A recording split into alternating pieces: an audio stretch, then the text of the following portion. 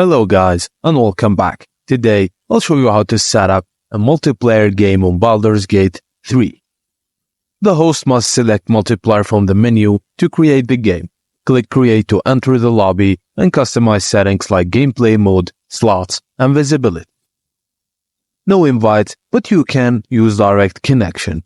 Invites only, accessible by invitation only. You can also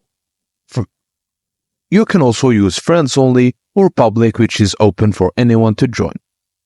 Generate and share an ID with players if needed. Use the character creator after the intro to invite players.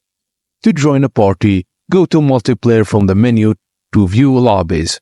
Filter by settings and then enter the ID if provided.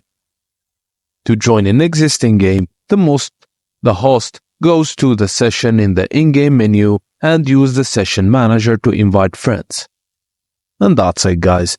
What are you waiting for to start a new game with your friends, whether online or split screen? Thank you guys for watching and please don't forget to like and subscribe for more.